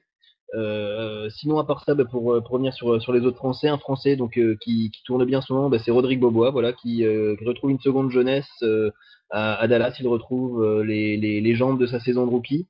Donc ça c'est très bien. Voilà, Yann Maïmi qui joue toujours beaucoup. Michael Pietrus qui trouve son rythme à Boston, voilà, dans une équipe où il y a des places à prendre et du temps de jeu à grappiller. Et pour l'instant, il le fait plutôt bien. Voilà, et puis un mot également sur Kevin Séraphin, voilà, qui pour l'instant, malgré le changement de coach, voilà, il joue un peu plus, mais ça reste quand même très fragile. Voilà, c'est pour l'instant, c'est plutôt Yann Vesely qui profite du changement de coach. La blessure d'André Blatch va peut-être lui donner un rôle plus important dans la rotation, mais pour l'instant, ça s'annonce quand même assez difficile pour lui. Voilà, puis Boris Dio moi je pense qu'il ne finira pas la saison avec les Bobcats. Voilà, un coup il joue, il a été sorti du 5. De toute façon, l'effectif est en tel état, en telle reconstruction que je pense qu'ils vont essayer de l'envoyer dans une équipe, renforcer une équipe playoffable vers la trade deadline, peut-être vers Orlando, peut-être vers Boston, mais une équipe de ce style-là, voilà, qui pourrait profiter des qualités du français. Alors pour ma part, le petit coup de cœur, c'est comme vous l'avez dit, comme Raptors s'est introduit, Tony Parker, qui est vraiment en mode All-Star, puisque notamment il est avec 7,8 assists par match, c'est la meilleure stat de sa carrière. Ouais, Donc ouais. c'est quand même assez intéressant comme stat. On voit qu'avec l'âge, il se bonifie peut-être aussi avec le temps. Il devient de plus en plus complet et malgré l'absence de Ginobili, les Spurs tiennent la route. Et je crois que Tony Parker est quand même loin d'être étranger à cela. Donc voilà, je suis pas un fan de Parker, loin de là. Mais voilà, faut reconnaître que pendant ce début de saison, il fait le taf et je suis assez charmé par son niveau de jeu. Et sinon, je rejoins Coach Kira pour Rodrigue Bobois qui fait un bon début de saison. On peut notamment parler de sa perf contre Utah, hein. 22 points à 9 sur 15 au shot. C'est pas rien, c'est pas anecdotique. l'idéal pour Dallas, ce serait qu'il puisse maintenir un niveau de jeu avec une moyenne de points qui oscillerait entre 11 et 13 points de moyenne. Je crois que c'est faisable pour lui. Et voilà, je crois qu'avec le temps, ça peut devenir un joueur vraiment intéressant en sortie de banc pour une équipe comme Dallas. Ouais, il faut savoir aussi que Parker a fait un match à 17 passes décisives. 17 passes, je record sais en plus carrière, combien. voilà, oui. Voilà, record en carrière. Donc là, et je trouve bizarrement qu'il sait, comment dire, il a su faire évoluer son jeu et il se rapproche plus maintenant, j'ai envie de dire, d'un Billups. Alors sans le shoot, toujours avec son rôle de, de joueur très fort en pénétration, mais beaucoup plus passeur dans l'équipe, servant très bien ses coéquipiers. Et je pense que ça, c'est aussi la maturité qui a su faire évoluer de ce côté-là. Et puis, il garde aussi, de toute manière, son agressivité et son jeu. Un petit mot juste sur Joachim Noah rapidement. Noah, qui a pas son jus des saisons passées. En tout cas, c'est ce que je trouve un petit peu. Même s'il essaye d'apporter, je le trouve un petit peu émoussé cette année. Ça va peut-être revenir un cyclique. Il y a aussi la concurrence avec Omer Asik. Et puis c'est ce qu'a fait remarquer Charles Barkley, qui est un grand fan de Joachim Noah et qui cette année le trouve un petit peu moins bon. C'est aussi mon cas, je partage en partie son analyse. Voilà, et puis juste également pour ajouter, vous pouvez retrouver sur le site et sur le forum, pour ceux qui ne l'ont pas encore lu, un grand dossier sur les 15 ans pour les Français en NBA, voilà, donc avec un petit récapitulatif pour tous nos compatriotes qui ont eu la chance de jouer dans la Grande Ligue. Voilà, et puis également donc chaque semaine un petit mot sur l'état de forme de nos petits Frenchies dans le Weekly Roundup, toujours sur le forum. Effectivement, tu fais bien de le rappeler. Donc tout ça sur basketevolution.com, bien entendu. Donc un bilan plutôt positif de nos petits Frenchies. La plupart ont du temps de jeu, à part peut-être Séraphin. Et ils montrent plutôt des bonnes choses. Je pense que vous serez tous d'accord avec ce bilan. On va passer donc au rookie qu'on a déjà parlé lors de la précédente émission, mais qui Ouais. est toujours intéressant, toujours intéressant de se mettre à jour. Donc, comme tu viens de le dire, n'hésitez pas à aller sur le topic rookie ranking sur basketevolution.com. Je vais pouvoir vous donner très rapidement le top 3 de ce classement. Donc on retrouve en numéro 1 Kyrie Irving, qui n'était pas une surprise, qui a donc gagné une place. En 2 Ricky Rubio, donc on a déjà dit tout le bien qu'on en pensait. Et si vous regardez un petit peu les émissions à la télé française, vous avez certainement déjà entendu parler. Et en 3 Marshawn Brooks, la surprise de New Jersey, qui reste à la 3e position. Est-ce que vous avez des choses en particulier à dire sur ces jeunes rookies? Pour ma part, je me permets de prendre la parole. C'est quand même ce qui est impressionnant, c'est Ricky Rubio qui est quatrième meilleur donneur d'assists de la saison. Alors bon, je sais pas, mais pour un rookie, ça m'étonnerait qu'on ait vu ça assez régulièrement. Et certains avaient des doutes quant à sa familiarisation avec le jeu NBA. Et il prouve au fil des matchs qu'il s'y acclimate très bien. Et sa vision du jeu est juste parfaite, quoi. Quand on voit les passes qu'il peut sortir parfois, c'est assez impressionnant pour un joueur de son âge. Mais bon, voilà, il a toute l'expérience qu'il a pu avoir en Ligue espagnole, notamment aussi avec l'équipe nationale d'Espagne. Et je crois que ça lui a fait en bien fou. Et il est en train d'enchaîner les perfs cette saison. Et voilà, pour ma part, il m'impressionne vraiment pas mal. Et juste un petit mot sur Irving aussi, hein. On a parlé de Cleveland tout à l'heure, de la bonne surprise de Cleveland. Et Irving n'est pas étranger à ça. Donc voilà, c'est deux rookies meneurs au style différent, mais qui apportent vraiment pas mal à leur équipe. Donc voilà, je sais pas ce que vous en pensez. Ouais, je vais. Cette année, Vas-y. Cette année, de toute façon, voilà, à la base, on disait que la draft serait assez faible. Lors de l'émission précédente, on disait que finalement, c'était plutôt pas mal. Et là, maintenant, on voit que les rookies montent encore en puissance. Voilà, donc Ostrak a parlé de Ricky Rubio, Kyrie Irving, voilà, qui a marqué le buzzer beater face à Boston, qui tourne vraiment de façon excellente, à pratiquement 20 points de moyenne maintenant depuis quelques matchs. Plus de 50% au tir, 40% à 3 points, 80% au lancer franc. Donc vraiment des très bonnes stats. Voilà, et puis derrière, Marshawn Brooks, voilà, qui malheureusement est un petit peu gêné par les blessures, mais qui prouve à chaque match où il peut jouer qu'il est un formidable scoreur. Kemba Walker, qui a signé un triple-double la semaine dernière et qui reçoit de plus en plus les clés de la maison chez les Bobcats. Et voilà des joueurs comme Brandon Knight par exemple. Enfin Ouais. notamment au niveau des meneurs d'ailleurs, parce que tous ces joueurs sont Ouais. des meneurs. On a vraiment une très belle promotion à ce niveau-là, voilà, et même des surprises comme je sais pas, Kawhi Leonard par exemple, Iman Shumpert. Donc c'est une draft qui est beaucoup plus profonde que ce qu'on voulait nous dire au mois de C'est vrai. juin. Et même s'il n'y a sans doute pas de futurs superstars, à part peut-être Rubio et Irving, qui sait, mais à mon avis, on aura quand même pas mal de joueurs de qualité issus de cette promotion. Oui, il y a quand même, à contrario, quelques déceptions, hein. Moi, je pense notamment à Jimmer Fredette, hein, on en faisait tout un pataquès. Personnellement, j'y ai jamais cru. C'est pour moi une sorte de. Il faut qu'il trouve son rôle et je le trouve plus proche d'un JJ Redick, gros shooter en NCAA. Et là, il bloque clairement au palier supérieur. Bon, alors en plus, il tombe peut-être pas dans une équipe où il pourrait s'adapter. Donc, bon, déjà, Fredette, bon, voilà, pas sans sas. Il y a Yann Vesely aussi, moi j'en attendais pas mal avec les Wizards. Et puis bon, il tombe un peu dans le marasme. Alors, pareil, là, l'équipe joue pas non plus pour lui. Bon, il t'a dit tout à l'heure qu'il a bénéficié du changement de coach. Moi, je trouve pas vraiment. Enfin, bon, il piétine un peu. Il a vraiment du mal.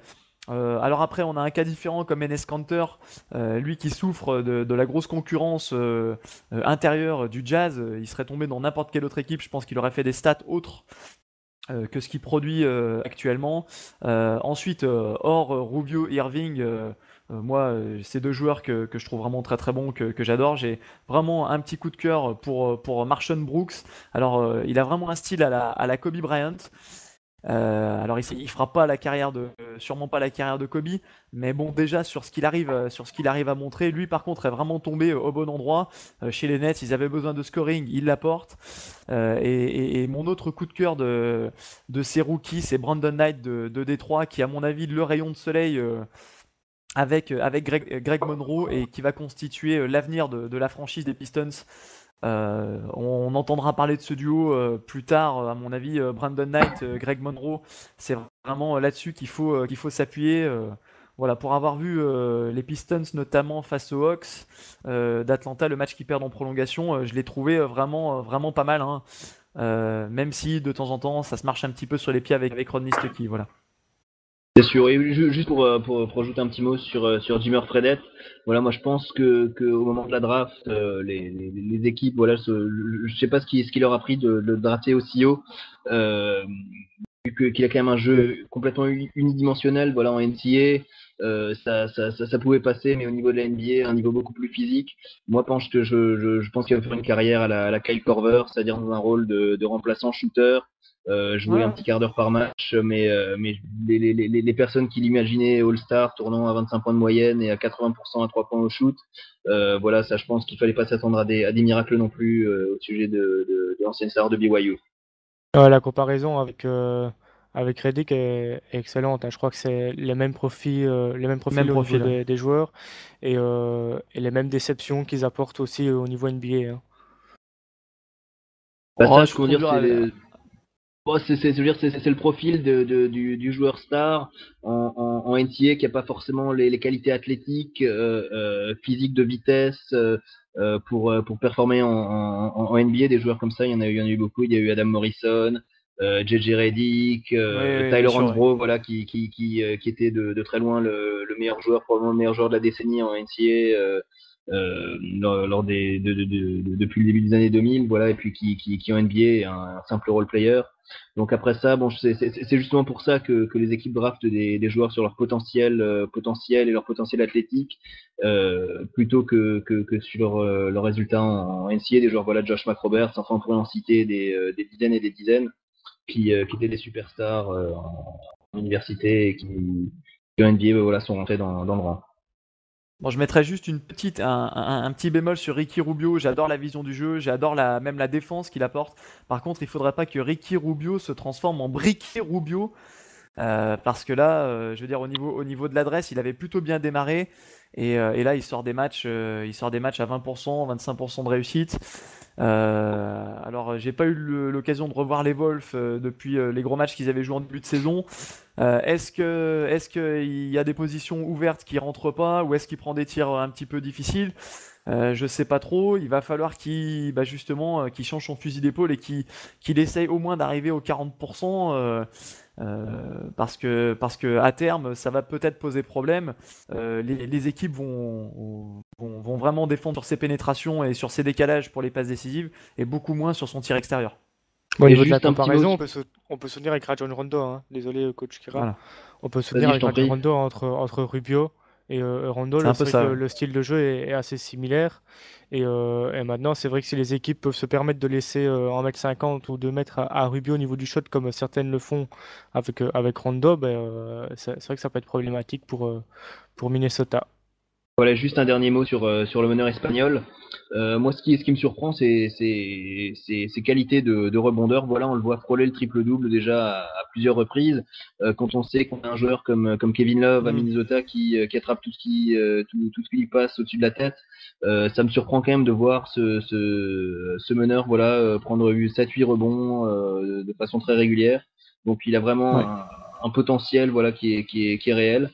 Et je pense qu'il va se développer dans un très bon joueur, probablement All-Star s'il continue sur ce rythme. Merci. Même si je vous ai trouvé particulièrement dur avec Jimmer Fredette, qui pour l'avoir vu plusieurs fois, c'est le genre de joueur quand même vous mettez dans une autre équipe, parce qu'il faut quand même rappeler que les Kings, il n'y a aucune structure, hein, c'est un peu de Marcus Cousins qui décide un peu, on a l'impression dans cette équipe. Je suis sûr, vous le mettez dans une autre équipe, il pourrait avoir un rendement bien meilleur. Mais bon, on verra ça dans Ah non, le mais futur.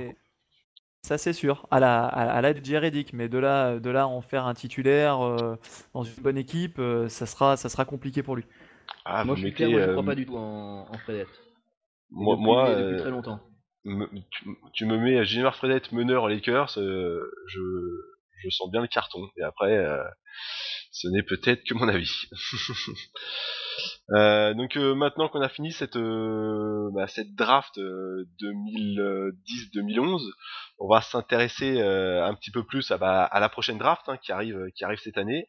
Et donc on va laisser la parole cette fois-ci à Coach Kira pour son habituel et désormais mythique résumé de la NCAA. Voilà, la chronique NCAA, voilà, bah écoutez, on en est pratiquement aux trois quarts de la saison. Voilà, donc on est maintenant bien avancé, les choses sont bien définies. Donc bah écoutez, je vous propose de faire un petit point des six conférences majeures, voilà, où évoluent toutes les grosses universités, les gros joueurs. Voilà, on va commencer donc avec l'ACC, l'Atlantic Coast Conference, avec déjà deux équipes pratiquement assurées de la participation à la March Madness. C'est North Carolina et Duke. Voilà, deux équipes qui tournent très bien. On connaît la richesse de leur effectif, voilà, avec Harrison Barnes par exemple à North Carolina, Tyler Zeller, l'intérieur qui est excellent en ce moment, le meneur Marshall qui tourne bien aussi, donc North Carolina qui sera présent au rendez-vous. Duke avec Austin Rivers qui commence à trouver un très bon rythme et qui risque à mon avis de remonter dans les prochaines mock drafts. Pourquoi pas remonter dans le top 10 lors de la prochaine draft s'il se présente. Derrière, deux équipes dont on parle un peu moins mais qui sont excellentes. Florida State qui a justement battu coup sur coup Duke et surtout qui a écrasé North Carolina de 30 points. Donc Florida State, ainsi donc que Virginia qui seront également probablement à la March Madness. Donc ces quatre équipes, on peut déjà pratiquement les considérer comme qualifiées. Après ça, dans la Big East, Syracuse, voilà, qui n'est plus invaincu après avoir perdu à Notre-Dame. Mais Syracuse qui reste le favori de la conférence avec toujours Chris Joseph, Scoop Jardine, voilà le pivot Fab Melo qui sera probablement drafté fin de premier tour, début du second tour s'il se présente et pour l'instant blessé, ça fait un peu mal à Syracuse, l'ancienne université de Carmelo Anthony notamment. Derrière Syracuse, c'est assez ouvert, mais il y a deux équipes qui sont largement au-dessus du lot, c'est Marquette et Georgetown, qui sont également pratiquement sûrs d'être qualifiés pour la March Madness. West Virginia qui est toujours bien. Une équipe qui est en déclin, c'est Connecticut, le champion en titre, où oui, rien de plus. Voilà, 5 défaites en 7 matchs. Moi personnellement, je sens pas vraiment de cohésion dans l'équipe. André Drummond alterne le bon, le moins bon. En tout cas, il est quand même assez décevant cette année comparé au buzz qu'il avait eu cet été lorsqu'il a annoncé qu'il allait finalement rejoindre Connecticut dès cette année. Voilà, Lamb qui fait une saison mi-figue, mi-raisin. Donc voilà, Yukon, à mon avis, bon, ça passera pour la March Madness, mais il faudra se reprendre, surtout au vu du potentiel de l'équipe. Et puis des équipes comme Louisville, Seton Hall, Notre Dame et Cincinnati qui peuvent aussi prétendre à la Madness. Dans la Big Ten, la Big Ten c'est pour l'instant de loin la meilleure conférence cette année, puisque sur les 12 équipes, 9 devraient pouvoir prétendre à une place à la March Madness. Pour l'instant, voilà, Ohio State avec Jared Sullinger qui semble être la meilleure équipe. Michigan State est également toujours là. Derrière, des équipes comme Michigan, Indiana et Wisconsin, qui sont également pratiquement sûrs d'être qualifiés pour la Madness. Voilà, Indiana qui avait réalisé un début de saison énorme avec notamment des victoires face à Ohio State et Kentucky. Voilà, ils se sont un petit peu tassés depuis quelques matchs, mais à mon avis ce sera solide en post-season. Attention également à Illinois dans cette conférence. La Big 12, alors dans la Big 12, la Big 12 pour parler comme nos amis américains, 3 équipes se détachent très largement. Baylor avec son duo Perry Jones, Quincy Miller, 2 joueurs qu'on retrouvera très certainement dans les toutes premières places lors de la prochaine draft. Perry Jones qui m'impressionne vraiment beaucoup cette année, un joueur en NBA, je sais pas si je le verrais jouer plutôt 4, plutôt 3, mais en tout cas un joueur de grand talent qui pourrait apporter à beaucoup d'équipes. Kansas avec Thomas Robinson, peut-être le favori pour le titre de joueur de l'année, qui lui aussi sera sans doute dans le top 5 de la prochaine draft. Un excellent intérieur, très bon rebondeur, voilà, qui était barré par les frères Morris l'année dernière et qui explose littéralement cette année. Et troisième équipe, Missouri. Missouri, on pourrait faire un peu un parallèle avec des équipes comme Philadelphie ou Denver en NBA, c'est-à-dire pas vraiment de leader au sein de l'équipe, mais une très belle rotation et le danger peut venir vraiment de partout. Donc dans la Big 12, ces 3 équipes, à mon avis, risquent de faire mal et on risque d'en trouver au moins une au Final Four. Voilà, et puis la Pac-12 qui est vraiment la grosse déception cette année avec des équipes comme UCLA et Arizona qui sont vraiment au fond du trou. Il y a une seule équipe qui pour moi fait bonne impression, c'est Washington avec Tony Broughton et Terrence Ross qui sont 2 excellents joueurs et qu'on retrouvera probablement s'ils se présentent au premier tour de la draft. Voilà, Washington qui pourrait espérer se qualifier. Dans la ACC, Kentucky, voilà, qui est le numéro 1 du pays, avec le futur numéro 1 de la draft, je pense que maintenant on peut le dire, Anthony Davis, qui chaque match est plus impressionnant. Il tourne à pratiquement 5 contres de moyenne en NCAA, plus 10 rebonds, plus 15 points.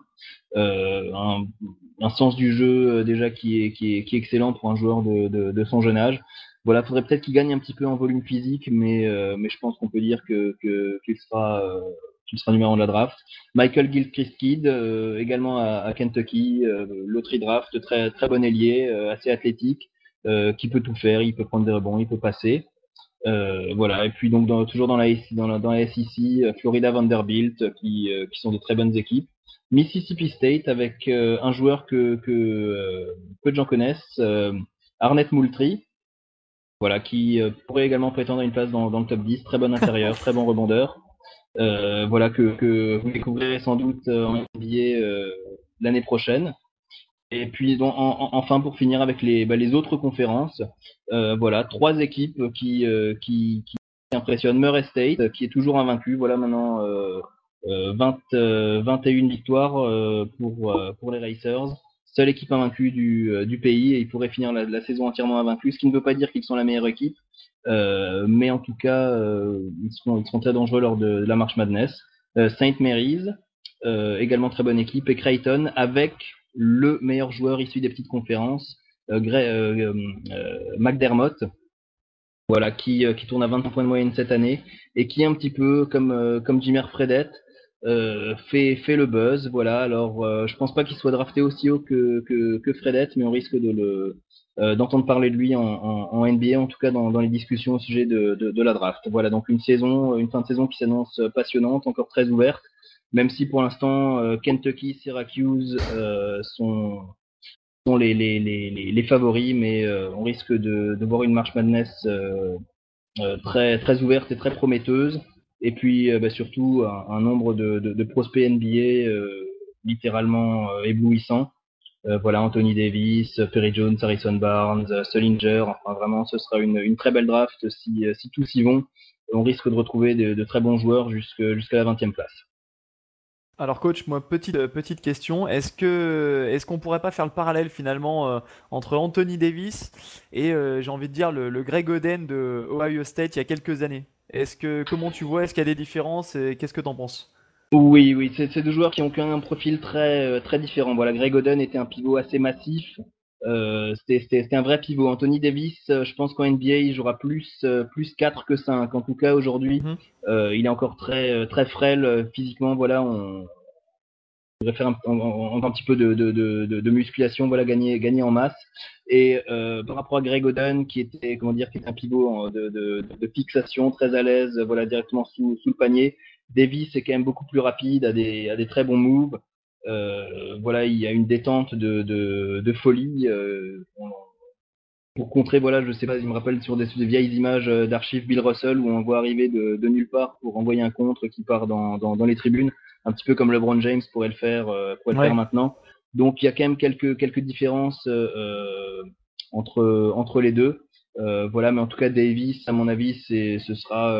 Bon, j'ai hâte de le voir en NBA, de voir s'il aura le même impact face à des joueurs ayant plus de volume, mais en tout cas, oui, je pense que à l'heure actuelle, le numéro 1 de la draft, ce sera lui, suivi probablement par Perry Jones, Harrison Barnes, voilà, Thomas Robinson. Enfin, c'est vraiment, ça va être, Ouais. si tous y vont, ce sera vraiment très riche et les équipes n'auront que l'embarras du choix. Merci pour ce bilan pour le moins très complet. Ça va clôturer cet épisode des bénévoles. Je pense qu'on a bien fait le tour de toute l'actualité NBA.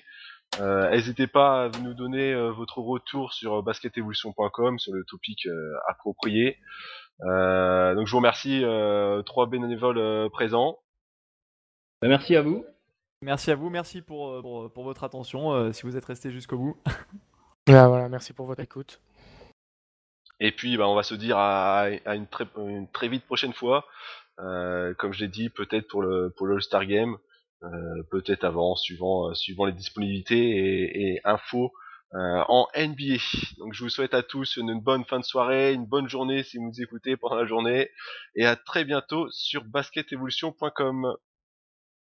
Ciao ciao! Salut! Ciao.